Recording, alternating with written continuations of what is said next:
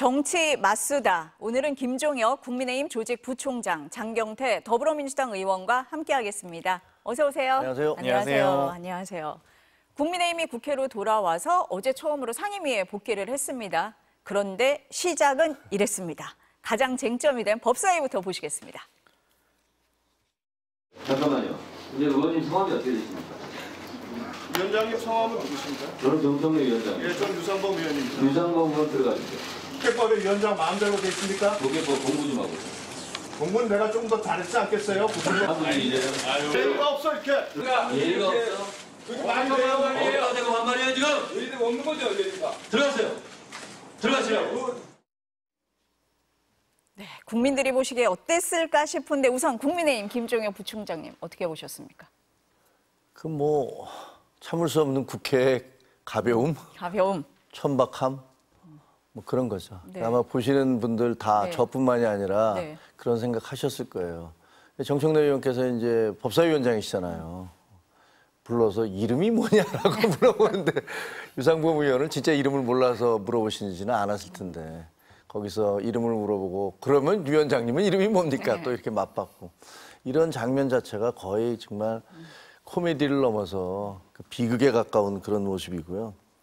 그다음에 그 국회에서 얼마 전에 그 정청래 위원장 하에서 벌어졌던 증인들을 불러서 10분 퇴장하라는 얘기를 그냥 계속 남발을 하시면서 또 이제 박지원 의원께서는 가장 그 연세도 많으시고 정치 구단일 하시는 분이 밖에 나가서 두 손 들고 한 발 들고 서 있어라.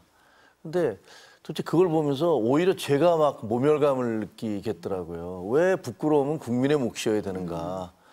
이런 생각이 드는데 조금만 부연하자면 저는 이제 정청래 의원한테는 그 장면을 보면서는 미국의 1950년대 메카시 상원의원이 생각나더라고요.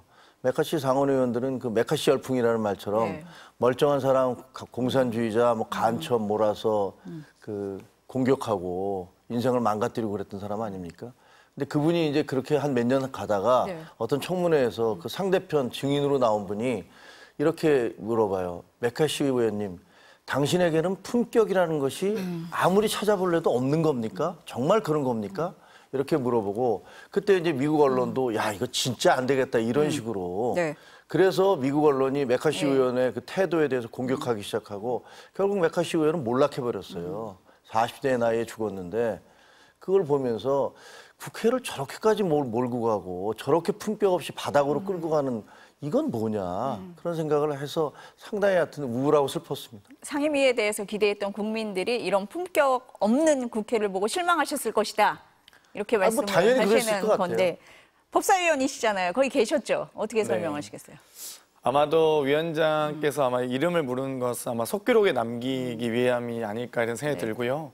그러니까 사실 근데 국회를 불출석하시다가 여당이 정말 무책임하다라는 비판을 받자 겨우겨우 출석하기로 한 건 아니겠습니까? 그런데 출석하자마자 첫 행동이 사실 위원장석을 가로막고 회의 일정, 의사 일정을 방해했거든요. 사실 저는 예를 들면 자리에 앉으셔서 보통 보임 인사를 먼저 합니다. 그리고 보임 인사를 하고 나서 그 이후에 의사진행 발언을 신청하고 신청이 제대로 먹히지 않았을 경우에 어떤 여러 가지 항의 표시를 할 수 있다고 생각했는데 아니 입장하자마자 그냥 시작부터 이렇게 서 있으니까 저는 왜 저기 서 계시지? 이유가 진행된 게 없는데 항의할 게 뭐가 있지라는 생각이 들었고요.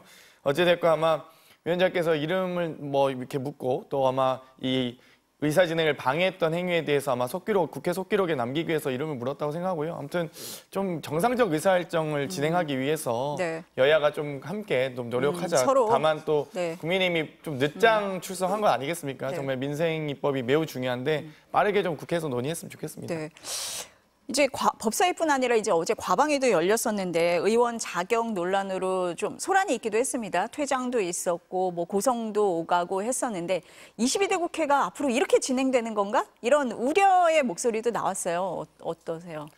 그러니까 지금 5월 30일부터 국회의원 임기가 네. 시작인데요. 5월 30일부터 지금 26일이면 거의 한 달여 가까이 네. 불출석하다가 겨우 어렵게나마 결심하시고 들어오셨으면 국민의힘이 일단 좀 정상적인 의사일정을 할 수 있도록 함께 노력을 해주셨으면 좋겠습니다. 그래서 위원 자격 논란이라든지 혹은 불필요한 논쟁들은 사실 크게 지금 국민적 관심사도 아니기 때문에 가장 국민들이 관심을 갖고 계신 여러 민생 입법들에 네. 대해서 특히 국토위에서 전세 사기 특별법 지금 아주 시급하지 않습니까? 정말 1억, 2억 정말 아주 소중한 이 전세 자금들이 다 온전히 다 날릴 판인데 네.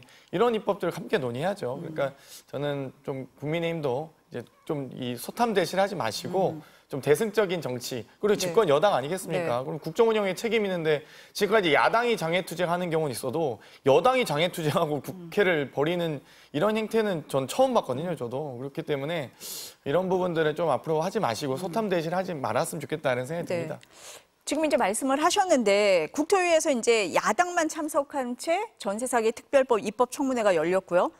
방송사법은 방통위를 통과를 했습니다. 그러니까 국민의힘이 이제 반발을 하는 상황에서 야당의 입법 질주라고 할 거예요. 이제 계속되는 상황인데 정부 여당에서는 굉장히 답답할 것 같아요.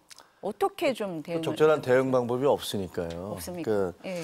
과거에는 이제 다수당이 그 소수당이 막 소리치고 그러면 네. 좀 모른 체 하고 넘어가기 주기도 하고 뭐 봐주기도 하고 양보하기도 하고 그랬거든요. 근데 지금 뭐 예를 들면 그게 국회 선진화법이라는 게 만들어진 게 2012년인가 그럴 거예요. 네. 근데 그때 그 국민의힘의 의석수가 150석인가 그랬고 그때 민주당의 의석수가 80석인가 그랬을 거예요.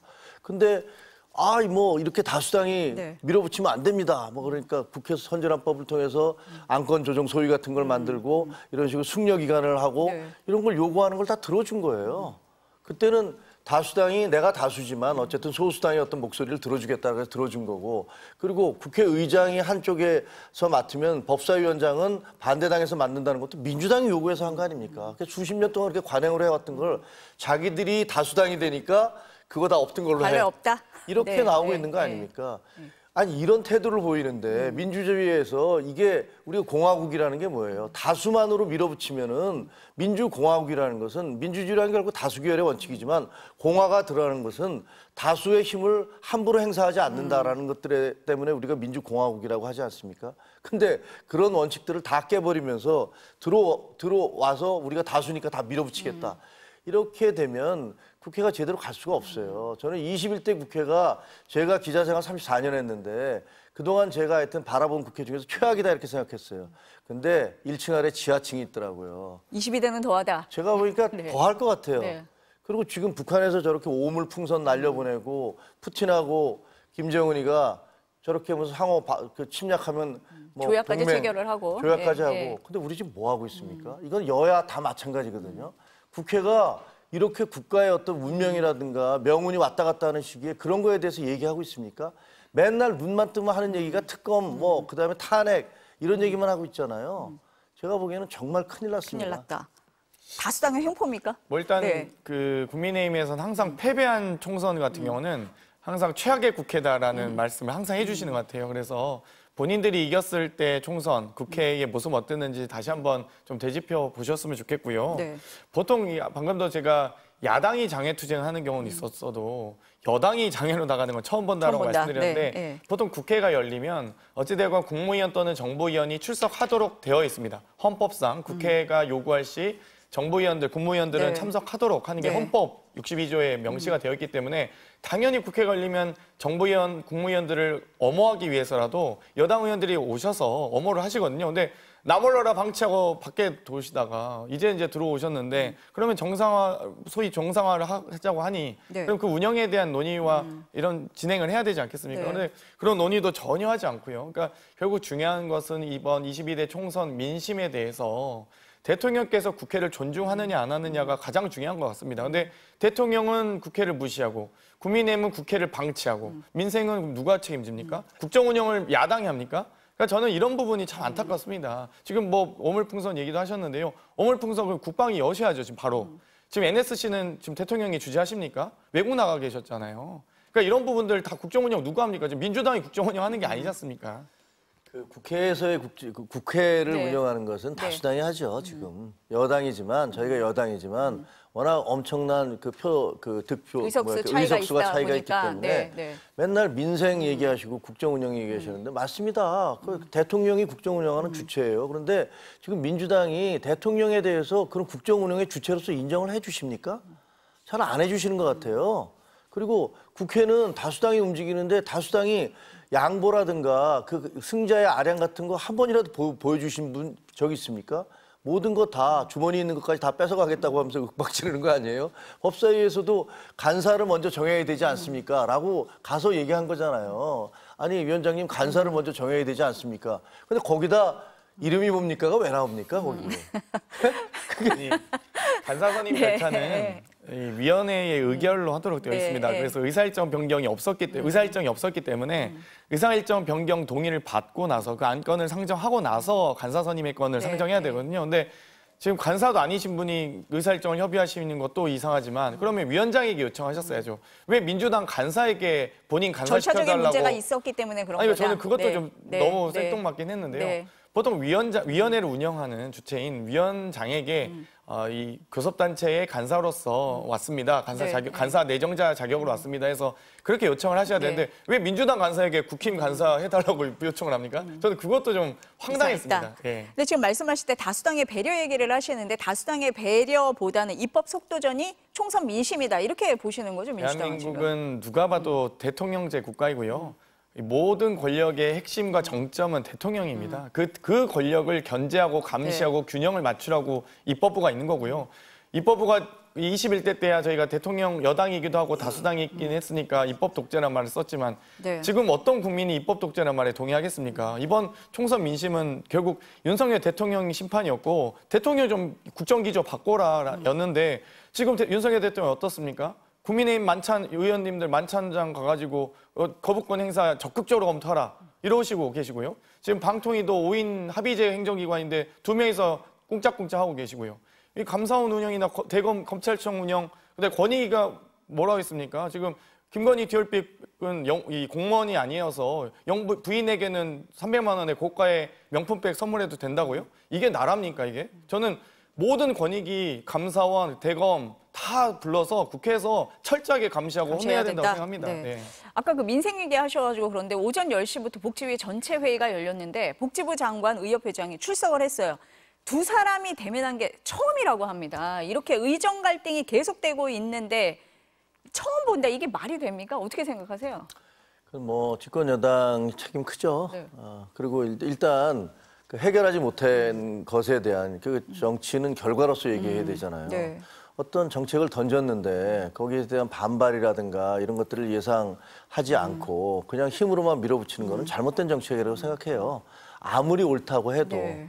우리가 쓴 약을 먹일 때 그 몸에 병을 치료하려면 약을 먹어야 되는데 약을 안 먹으니까 우리가 그 당이정을 씌우지 않습니까? 주변에 휴가 코팅을 해서 그 약을 먹게 주잖아요. 정치는 그래야 된다고 생각을 해요. 저는 의사 증언 당연히 해야 된다고 생각을 합니다. 하지만 그런 것들을 그렇게 너무 거칠고 그 몰아붙이기 식으로 하면 그 당사자들이 반발할 수밖에 없어요.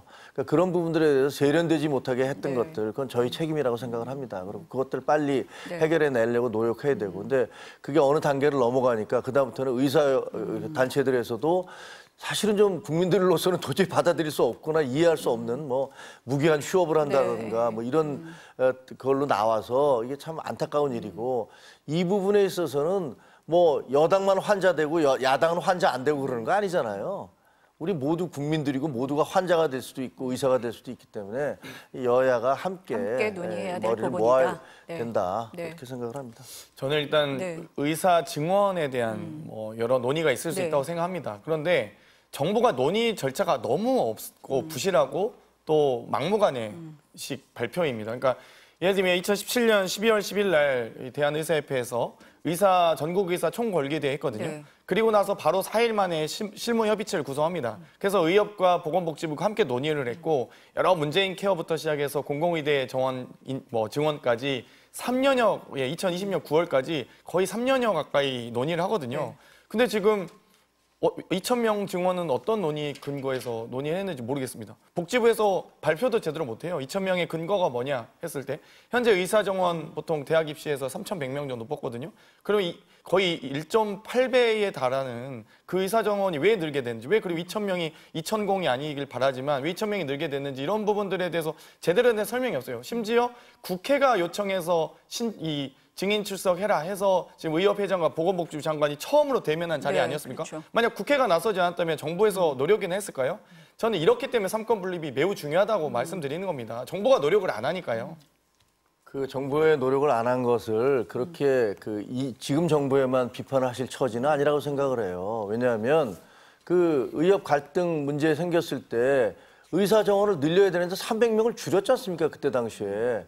그리고 20년이 되도록 단 한 명도 늘리지 늘리진 않았어요. 않았다. 아니 지금 필수 의력이 네. 부족해서 국민들은 아우성을 치고 있는데 어느 정권이 그 의사 정원 늘렸습니까? 그럼 민주당 정권이 있을 때는 그거 늘렸습니까? 하나도 안 늘렸잖아요. 그 책임은 없습니까? 그래서 결국은 시한폭탄 돌리게 하다가 지금 이 정권에서 이게 터지게 생긴 거 아닙니까? 도저히 견디지 못하니까 거기다 대고 2,000명을 하겠다라고 나선 건데 그것을 덜컥 2,000명이라고 한 이 세심하지 못한 정책의 책임은 분명히 있습니다. 그러나 그것을 우리는 아무렇지도 않고 너희만 문제 있다라고 얘기하는 거 그거는 제가 보기에 어느 정권도 이미 여러 정권을 거치면서 그런 일들이 벌어졌었고 그거를 무책임하게 방치해왔었기 때문에 누구도 그렇게 손가락질하기 쉽지 않다 이렇게 생각을 합니다. 짧게만 말씀드리면 저는 그래서 과정이 중요하다는 겁니다. 저희가 2017년 12월에 이 여러 의사정 협의체를 만들고 나서 그래서 2020년 9월 4일까지 6일인가요? 그때 4일까지 정말 많은 노력을 했거든요. 했다. 논의가 네. 3년이나 걸렸는데 지금 의대정원 발표한 지 전 6개월이 넘은 것 같은데 제 기억엔 지금 한 번도 노력을 안 하다가 첫 대면했다. 그러니까 이런 부분, 제가 국민들에게 어떤 주요 국가 과제를 또 정책을 결정하고 발표하기 전에는 충분한 논의와 과정이 필요합니다. 필요하다. 근데 네. 뭐 석유도 갑자기 포항 석유 난다 했다가 지금 뭐 나나요? 갑자기 진짜? 석유까지 가시면 아니, 그러니까 이게 저는 너무 다 이게 모든 과정이 다 대통령실도 네. 이전하는 거 2주 만에 결정된 네. 사안이잖아요. 그러니까 아니 하다못해 저희 동대문구청 이전하는데도 5년이 걸립니다. 네. 경기도청 이전하는데 8년 걸렸어요. 대통령실은 얼마나 중요한 국가 안보 시설입니까? 그러니까 이런 부분들 진짜 하나하나 절차가 다 투명해야 된다, 국정조사와 이렇게 특검을 말씀을 통해서 다 하시는 것 밝혀질 같아요. 거라고 생각합니다. 저는 개인적으로. 어쨌든 오늘 만나서 좀 대화를 하면서 이 의정 갈등이 잘 풀리기를 바라보겠습니다. 국회에서도 또 정치권도 좀 노력을 해주시기를 바라겠습니다. 다음 얘기 한번 넘어가 볼게요. 국민의힘 전당대회 얘기해 볼게요. 우리 부총장님한테 먼저 여쭤봐야 될 것 같아요. 누가 됩니까? 누가 될 것 같으세요? 아이 그거 누가 알아요? 아니 우리 아무도 부총장님은 한동훈 후보 쪽이다라는 기사가 조금 나왔었습니다. 그래요? 그거는 네. 그러니까 뭐 저는 당직자이기 때문에 제가 어떤 공정성을 네. 유지해야 되는 건 분명한 네. 거고요. 근데 또 정치인으로서 개인의 소신도 있는 거지 않습니까? 네. 그러니까 저는 국민의힘이 네. 제도 교체가 필요하다라고 생각을 합니다. 그래서 네. 좀 과거에 네. 그 민주당 같은 경우는 그때 당시에 이제 야당이었죠. 네. 그 40대 기수론을 YS와 DJ 김영성과 김대중 이 두 분이 네. 그 엄혹한 시절에도 네. 그 정말 나이가 모든 것에서 우선순위가 되던 시절에도 40대 기수론을 외치면서 민주당 그러니까 쉽게 얘기하면 야당을 확 뒤집어 놨었어요. 네. 그래서 이제 야당이 새로운 야당으로 태어났는데 네. 저는 국민의힘 이번 총선을 보면서 야 이게 우리가 세대 교체하지 않으면 그리고 근본적인 변화를 하지 네. 않으면 네. 우리 당은 앞으로 미래가 없겠구나 이런 생각을 하게 되더라고요. 네. 그래서 저는 그러려면 좀 젊은 후보들이 나왔으면 좋겠다. 그게 지금 커밍아웃 하신 걸 확실히 누구라고 지금 밝히신 걸로. 아니 그게 뭐 네. 제 생각이 네, 그렇다는 거예요. 제 네, 개인적으로는 네. 그런 생각 그리고 당을 네. 그 완전히 좀 개혁할 수 있는 후보가 나왔으면 네. 좋겠고 당정 관계가 네. 지난 2년 동안 뭐 수직적 당정 관계다. 뭐 용산이 기침하면 뭐 국민의힘은 몸살 앓는다. 뭐 네. 이런 얘기 조롱, 비아냥 이런 거 계속 들어왔지 않습니까? 네. 그러면 다시 글로 갈 수는 없는 거 아니겠습니까? 그렇다면 네. 당정 관계도 국민들이 이번에 심판하신 대로 네. 이번에 요구하시는 대로 정상적인 당정 관계 서로 상호 존중하고 협조하는 당정 관계 그런 관계로 가야 된다. 그래서 이게 무조건 뭐 용산 눈치만 보려고 하는 그런 것들은 옳지가 않고 오히려 그게 대통령에 대해서도 대통령을 제대로 보좌하는 것도 아니고 오히려 대통령을 점점 더 궁지로 몰아넣는 그런 것에 불과하다. 그런 생각을 하고 있습니다. 네. 어느 후보를 지지하는지 너무 명확해진 것 같은 느낌인데. 어떠세요? 아니 왜 글로 모르고 하세요? 그거 아니니까. 당직자로서 주관을 아니 지키시는 그건 걸로. 아니죠. 네. 젊은 국민의힘을 응원하시는 것 같고요. 어찌됐건 네. 이번에 집권 2년차 전대치고 아주 네. 눈여겨볼 만한 것이 네. 사실 레임덕 전대라는 겁니다. 보통 이 전당대를 하면 뭐 저희도 마찬가지입니다. 뭐 여야 할 것 없이 공이 그러는데요. 집권당의 당연히 대통령의 세력이냐 아니냐로 나눠지거든요. 그러니까 소위 뭐 저희도 친문 비문이 있었고요. 네. 지금 국민의힘도 지금 친윤 비윤으로 전대를 치룰 수 있어야 되는데 지금 저는 한동훈 대 비한동훈으로 지금 대결 구도 완전히 이 정리가 됐다고 봅니다. 네. 구도 자체가. 그러니까 결국 선거는 구도 후보 이슈인데 구도가 이렇게 한동훈 대 비한동훈으로 됐고 이미 뭐 비한동훈 세력은 나경원과 원희룡이라는 뭐 양자 후보 물론 윤상현 의원님도 계십니다만 지금 표가 갈리고 있고 뭐 대통령실에서는 개입 안 한다고 하지만 개입을 왜 안 하겠습니까? 해봐야 별로 영향력이 없으니까 지금 안 한다고 하는 거죠. 그동안 계속 개입을 해오셨기 때문에 안 하는 게 아니라 못 하는 거다 개입을 이렇게 말씀드리고 싶고요. 어찌됐건 이제 이 구도가 정리됐기 때문에 후보군 그다음 이제 대통령실 할 수 있는 이제 수법은 아마 뭐 원희룡, 나경원 단일화 시키고 싶겠죠. 그런데 나경원 의원이 그 말 순순히 듣겠습니까? 그래서 이제 저는 이번에 참 레임덕 전대가 다가왔고 아마 한동훈 대표가 될 것으로 저는 유력하게 보고요. 유력하다. 되면은 네, 아마 네. 한동훈 당대표의 1호 지침은 아마 대통령 출당이지 않을까 그렇게 생각합니다. 아니, 너무 가시는데. 아니 지금 아니, 우리 왜냐하면 레임덕에 빠진 네. 대통령을 안고 굳이 그 집권 여당이 그 네. 리스크를 다 함께 안고 있을 수 없기 때문에 저는 출당 요구 당에서 먼저 나올 거라고 봅니다. 아니 윤상현 의원이 그런 말씀은 하셨어요. 한동훈 후보가 당대표가 되면 대통령이 탈당을 할 거다라는 얘기를 하셨는데 대통령 신당이 출범할 거라고 저희도 예상합니다, 사실. 이번 저희 그 당대표 경선이 네. 그 거기에 왜 대통령이 자꾸 등장? 아니 그거 자체가 좀 코미디 아니에요? 근데 대통령실이 이번 전대에 개입하지 않겠다라고 선언을 본인 대통령실도 한 게- 선언을 했고 네, 선언을 했는데 다들 아닌데 뭐 이런 얘기를 다 그런 하잖아요. 그런 네, 의혹을 네, 받고 네, 있는 그런 네. 조짐이 있는 것도 사실이죠. 네, 네. 예를 들면 뭐 굉장히 가까운 분이라고 알려지는 이용 네, 전 의원이 맞습니다. 네. 특정 후보 캠프에 가 네, 있다든가 가 있다. 네. 그런. 근데 저는 사실은 네. 개인적으로는요. 네. 아니 정치인들한테 정치하지 말라고 그러면 말이 됩니까? 당원 당규에는 네. 무슨 뭐 당협위원장들은 어디 아무데도 응원하지 말고 중립을 지켜라. 그거 지켜진 적 있습니까?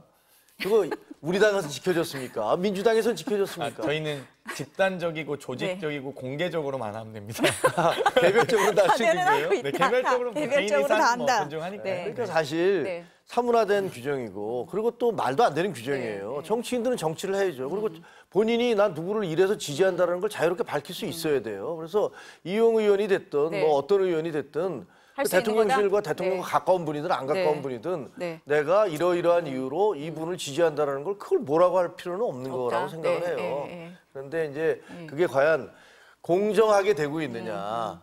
예를 들면 심판 같은 네, 역할을 네. 하시잖아요. 네, 네. 용산도. 근데 그게 아니고 이제 그 주변에 있는 분들이 예를 들면 용산을 내세워서 이게 용산의 뜻이니까 너 일로 와라고 이렇게 막 끌어간다면 네, 네. 그건 불공정한 거기 때문에 그 부분에 대해서 우려를 하는 것이지 뭐 개인들의 의견 그런 거는 할 만하다, 할 수 있다. 할 수 있다고 네, 저는 네. 생각합니다. 그럼 친윤계의 조직력 이번에 통하겠느냐라고 했을 때 어떻게 보세요?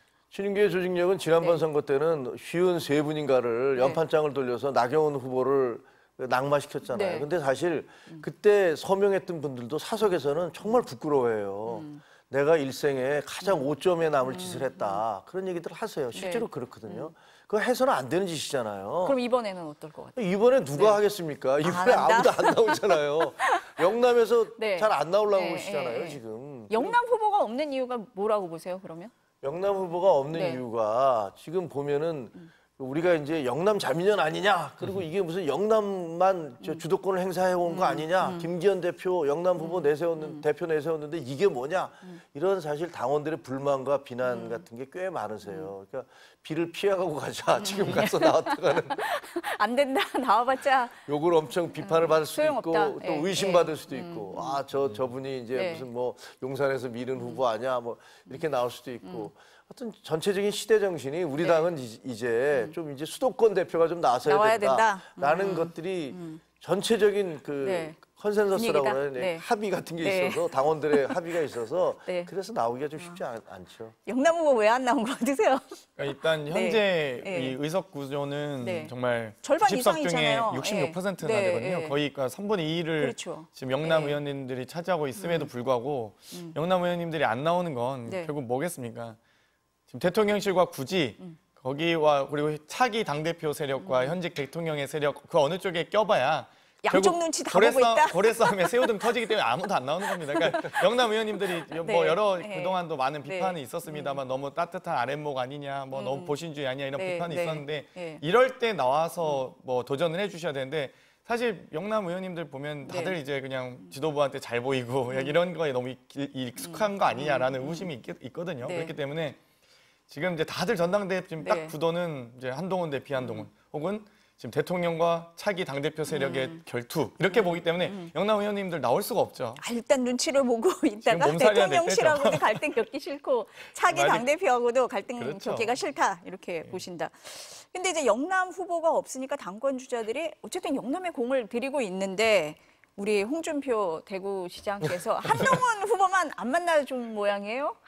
왜 그럽니까?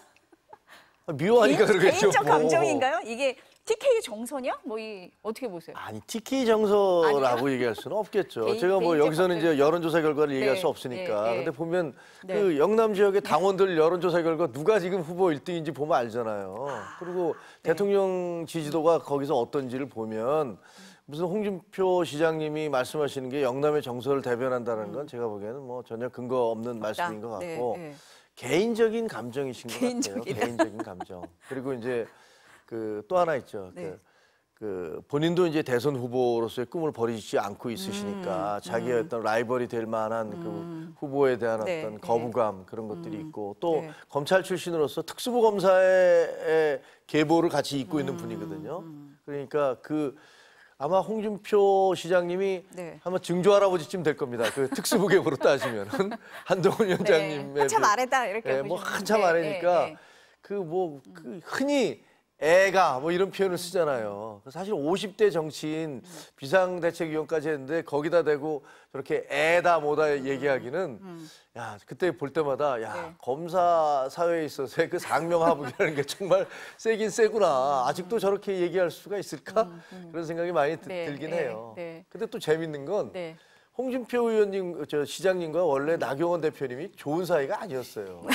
그럼 지금은 좋아졌습니까? 이번에 찾아가서 만나셨잖아요. 그럼 제가 나경원 알기에는 후보는 과거에 굉장히 안 만나주고, 좋으신 네, 사이였어요. 네. 그때 이제 서울시장 나가실 때 그때 대표가 이제 네, 홍준표 네. 대표였던 걸로 기억하는데 지금 한동훈 후보가 더 싫어서 나경원 후보는 만나주셨나 그러면? 그러니까 뭐 내가 더 얘가 더 싫은데 듣고 보니까 그러신 것 같은데 네, 네. 좀 개인적이다. 어떻게 보면, 개인적인 그런 감정이다. 감정인 것 같아요. 그런 거 같으세요? 뭐 여러 행간을 네, 보면요. 네.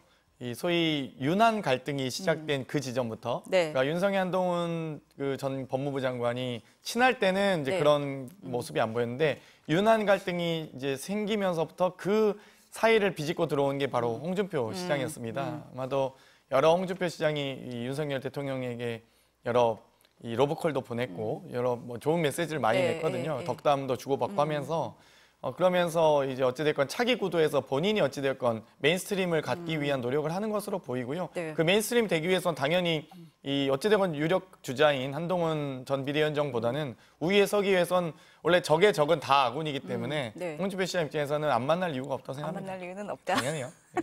다음엔 만날 수도 있다. 한동훈만 아니면 다 아니면 다 만날 겁니다. 만난다. 네, 근데 국민의힘 당대표 후보들 간의 핵무장 얘기도 나왔습니다. 이제 나경원 의원이 어제 6.25를 맞아서 이제는 우리도 핵무장을 해야 한다라고 이제 SNS에 올리면서 이 얘기가 나왔는데 나머지 후보들은 일단 신중론입니다. 이게 보수층 지지자들을 겨냥한 걸까요? 어떻게 보세요? 그런 거겠죠. 근데 예. 저는 별로 이렇게 예. 적절치 않아 보여요. 적절치 않다. 왜냐하면 사실 핵 문제라는 것은 예, 예. 그 국가적 과제잖아요. 예. 그거는 정말로 대통령의 결단도 필요하고 여야의 합의도 필요하고 저게 그냥 한 개인의 주장이라면 네. 그 이전에 정치인으로서 얼마든지 할 수 있는 주장이에요.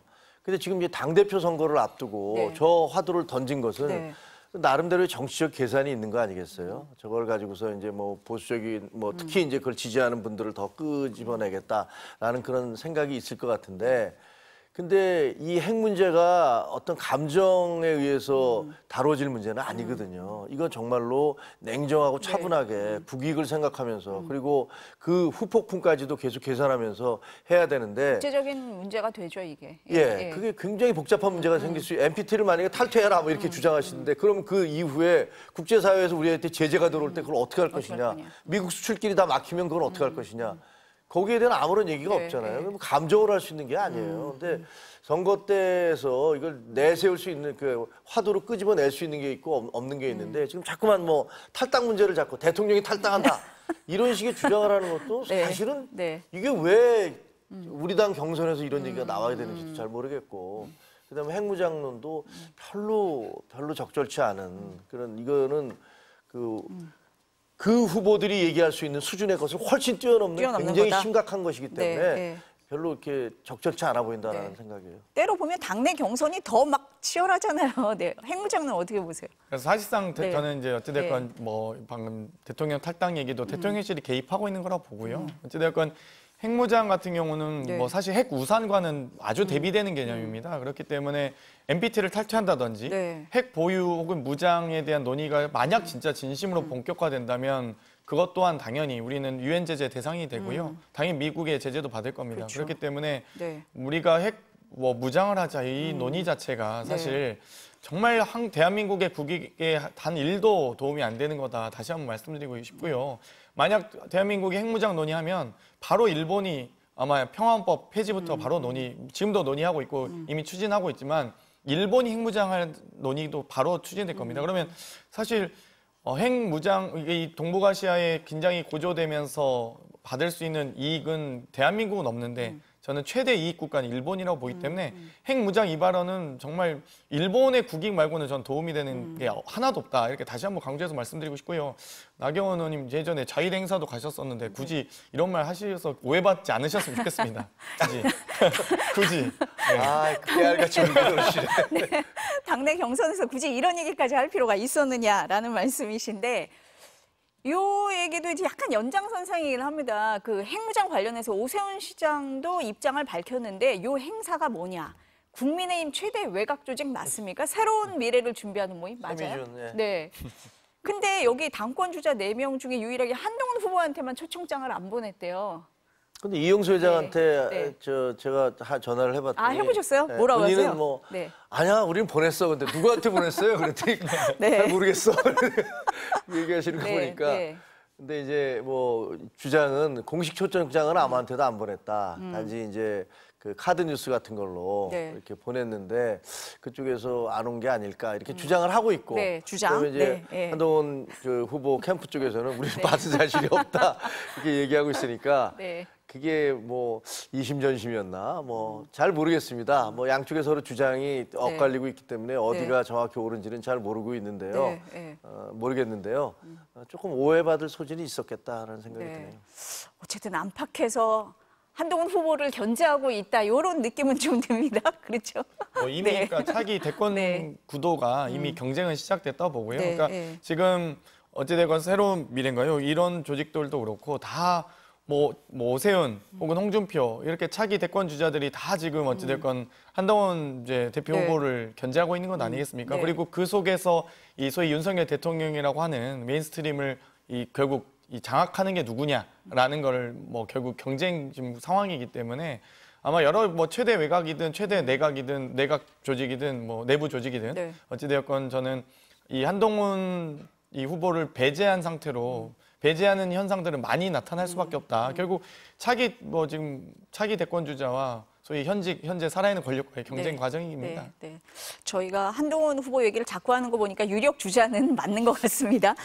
그 특검법 한번 여쭤볼게요. 한동훈 후보가 제안한 최상병 특검법 있잖아요. 그 특검 추천을 야당이 아니라 제3자, 대법원장 등이 한다는 건데 민주당에서는 일단 반대인 건 아는데 정성호 의원은 6월 국회에서 처리되면 받을 만하다 이런 얘기도 하셨어요. 당내 분위기가 어떻습니까? 그러니까 한동훈 후보가 아주 전향적 입장을 낸 건 맞습니다. 왜냐하면 지금까지 특검법에 대한 입장이 네. 어땠습니까? 정부와 여당은. 그러니까 지금 공수처가 수사하고 있는 상황이고 그리고 검찰도 있고 수사할 수 있는 조직들이 수사기관들이 있는데도 불구하고 왜 굳이 특검을 통해서 수사를 해야 되느냐라는 입장이었는데 처음으로 이 최혜병 관련 사건이 수사 외압에 대한 의혹이 수사할 만한 가치가 있다라고 전직 법무부 장관 출신 이 당대표 후보가 이야기한 거기 때문에 상당히 전향적인 입장이고 아마 대통령실에서는 아마 천인공노할 발언이라고 여기고 있을 거고요. 다만 이제 대법원장 추천에 대해서는 좀 우려가 있습니다. 왜냐하면 어찌됐건 대검이든 공수처든 특검이라 할지라도 결국 법원에서 판단을 받아야 되는데 마지막에는 법원으로 가니까. 결국 법원에서 예, 판단 예. 받아야 되는데 그럼 법원장이 추천한 인사에게 수사를 받고 또 그 사람에 의해서 또 재판을 받는다? 그러면 그거에 대해서는 좀 문제 제기가 공정성이 있을 좀 수 있다. 뭐 문제가 네, 있을 네. 수 있기 때문에 네. 만약 한동훈 후보께서 정말 진실을 규명하고 억울한 죽음에 대한 애도의 마음이 있으시다면 저는 지금 현재 야당이 주도하고 있는 야당 또 7당 아니겠습니까? 그 야당이 주도하는 네. 특검법에 대해서 좀 더 긍정적인 신호를 네. 말씀해 주시는 게 어떨까? 뭐 물론 대통령과의 사이는 더 멀어지겠지만 좀 뭐 정말 진정성이 있다면 그렇게 말씀드리고 싶습니다. 네. 국민의힘 내부에서는 어떻습니까? 굉장히 네. 시끄럽죠. 시끄러워요. 시끄러운 것 같아요. 왜냐면 이제 그 발언에 대해서 이렇게 용산도 굉장히 좀 싸늘한 것 같고. 절윤이라고 하셨습니다. 네. 그다음에 뭐 네. 당원들 네. 일부에서도 네. 이거 너무 심하게 가는 거 아니야? 네. 이런 얘기들을 하시는 것 같아요. 근데 문제는요. 네. 그러면 어떤 해법이 있어? 라는 문제잖아요. 자, 지금 민주당에서 네. 공수처 수사 결과가 이제 곧 나올 겁니다. 이제 계속 하고 있으니까.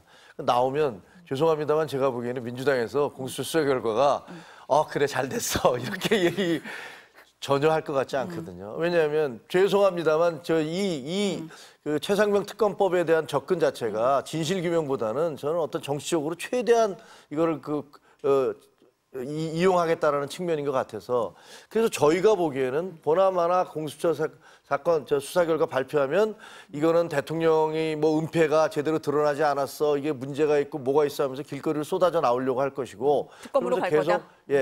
계속 다시 그 특검법에 대해서 제의를 요구하거나 네, 또 네. 다시 요구하거나 뭐 법사위 그 국회의장 다 장악하고 계시니까 그렇게 할 거예요. 그러면 도대체 우리는 어떻게 할 거냐?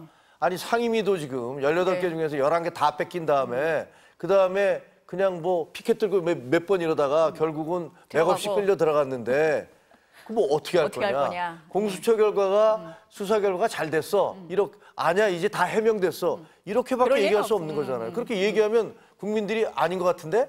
라고 얘기하면 그러면 어떻게 할 거냐. 네.